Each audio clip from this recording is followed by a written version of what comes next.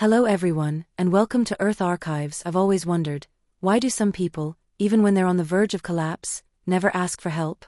We all know people like this.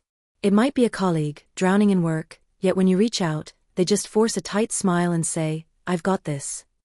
It could be a friend, heartbroken after a breakup, insisting they're fine, wanting to endure it alone.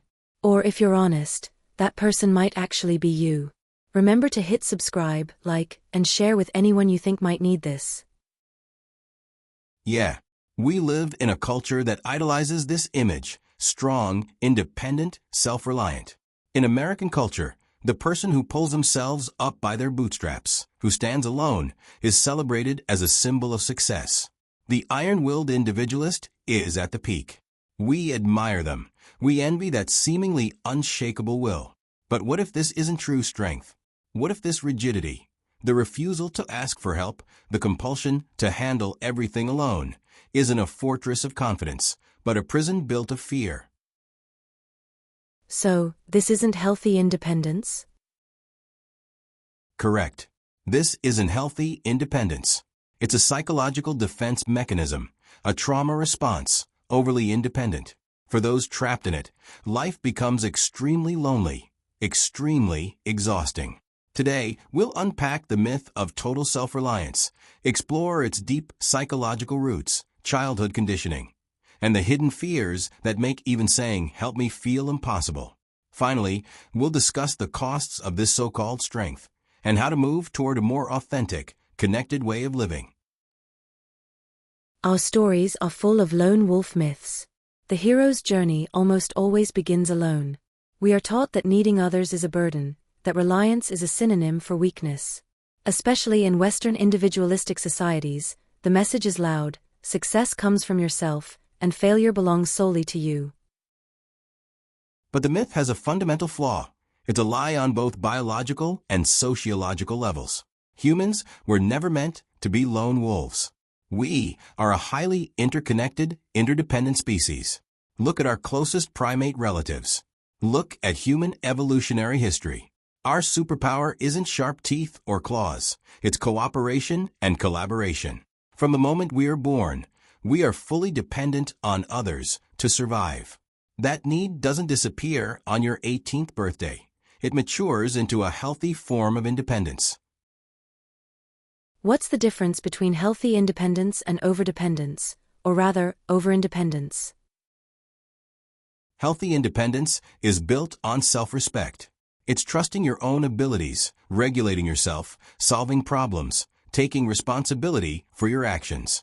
People like this can manage on their own, but are safe enough to say, "I need help." Cooperation doesn't threaten their self-esteem. Overindependence, however, is built on distrust and fear. It's not a choice. It's a rigid, compulsive survival strategy, relying on no one. Healthy, independent people say, "I can do this." Overly independent people say, "I must do this alone." It's not a personality quirk, it's a survival strategy. Life experiences taught them that reliance can mean hurt or disappointment. So, what's the root of this overindependence? We can trace it back to childhood. When children take on emotional or practical responsibilities too early, this pattern can develop. Maybe parents were emotionally absent. Maybe the child had to care for a parent struggling with addiction or mental health issues. Maybe, in a chaotic household, the child became the responsible one, mediating fights, cooking dinner, finishing homework. They learn a harsh logic: my needs are a burden. No one will care for me. If I show weakness or complain, it will only make things worse. I must rely on myself. These aren't just thoughts, they become neural patterns, the way the nervous system operates. So, this pattern, does it become part of their identity when they grow up? Absolutely. When children grow up, this system doesn't just disappear. They become that highly capable adult everyone can rely on, yet unable to let anyone be their support. For the overly independent, asking for help feels like exposing weakness. Being vulnerable feels dangerous. They believe that only by staying unshakable can they remain safe. Even a moment of letting go feels like chaos might break through. Asking for help is seen as potential harm. so they choose to stay silent. Do they also fear owing someone a favor? Yes, that's another root cause. Overly independent people often see relationships as transactions. Receiving help equals a debt, and this kind of obligation feels suffocating. To maintain autonomy, they'd rather face challenges alone. Another root is past experiences of betrayal, having opened up and been deeply hurt. For them, trust and reliance once meant pain and destruction. These experiences act like a suit of steel armor, protective, but also imprisoning. That kind of life, the cost must be high, right? Very high. One cost is chronic burnout. Long-term solo struggle brings insomnia, anxiety, and persistent fatigue.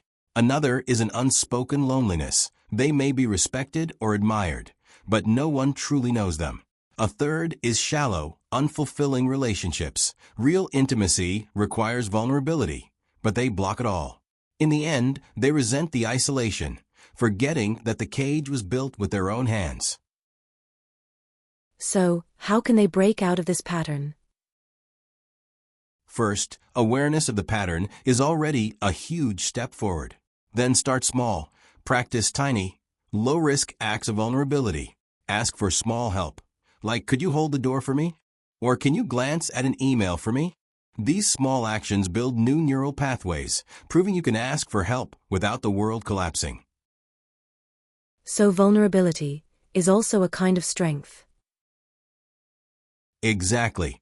Vulnerability isn't weakness. It's the prerequisite for intimacy, trust, and joy. As Brené Brown says, vulnerability is the clearest measure of courage. True strength isn't carrying the entire world. It's recognizing your limits, honoring your truth, and having the courage to say, I can't do this alone. Can you help me? In that moment, you're not weaker, you're freer. Sometimes I wonder, overly independent people, they must be so lonely, right? Carrying everything alone every day, the loneliness must run deeper than we imagine. Exactly. Their loneliness isn't ordinary isolation. It's a profound psychological solitude. On the surface, their lives may look orderly, even enviable, successful, competent, always able to solve problems. But internally, there's often a void. This loneliness is like an invisible weight, keeping them distant in every close relationship. They fear being truly seen, fear being needed, fear the risks that reliance might bring. So even in close relationships, they find it hard to let their guard down? Yes. They often hide their inner fear behind, I'm fine. Even when someone reaches out, they instinctively refuse, because past experiences taught them that relying on others equals exposing vulnerability. And in their world, vulnerability equals danger. This fear isn't just psychological. It's deeply wired into their nervous system. From a young age, they were forced to take responsibility, learning that my needs only create more chaos. This pattern is like programming. It operates automatically, without conscious thought. Then, are they also very tired? Exhausted to the bone. Long-term solo struggle brings chronic fatigue, anxiety, insomnia, even weakened immunity. Every day feels like running a marathon with no finish line, no rest, and no permission to ask for help. And worse, people around them only see their strength, not the exhaustion behind it. This is one of the costs of over-independence, appearing strong, while feeling utterly drained inside. But they also seem afraid of owing someone, right? Exactly. This is another key reason. Overly independent people often see relationships as transactions. Receiving help feels like taking on a debt, and that burden can feel suffocating. So they'd rather carry everything themselves. Even if it means more exhaustion and loneliness, they feel at least this way they maintain autonomy and control. Can they still form truly intimate relationships? Yes, but it takes time and practice. True intimacy is built on vulnerability and trust, but overly independent people are used to shutting themselves off. They block these connections. Imagine a relationship where one person always plays the strong, invincible role. No matter how close the other gets, they only see perfection on the surface, never the real person underneath. Over time, even partners or friends feel distant because authentic dependence and intimacy are blocked. So, how do they break this pattern? I think I understand a little, but it feels really hard. The first step is awareness. Recognizing, I keep refusing help because past experiences taught me that reliance is dangerous. That's like opening a window. You start observing yourself instead of being unconsciously controlled by the pattern. The second step is practicing vulnerability in small ways. Don't think, I need to ask everyone for help all at once. Start with tiny, low-risk requests. For example, could you hand me that book? Or can you check this email for typos? These small acts gradually build new neural pathways, letting your nervous system know. Asking for help won't destroy the world, and it won't take away your autonomy. I see, so it's about slowly opening up, not changing overnight. Exactly. Overly independent people often spend their entire lives hiding vulnerability. This habit is deeply ingrained, and forcing change only causes anxiety. Healing isn't about breaking the armor. It's about gently loosening it, piece by piece. Every small request for help tells yourself, I am worthy of support. I am worthy of being seen. So vulnerability really isn't weakness, it's strength? Absolutely. Brené Brown says vulnerability is the most accurate measure of courage. True strength isn't carrying the whole world alone. It's having the courage to say, I can't do this alone. Can you help me? In that moment, you're no longer alone. You're connected to the world. What you gain isn't weakness, it's freedom. I think I'm beginning to understand. We can all slowly learn to ask for help, slowly build authentic relationships.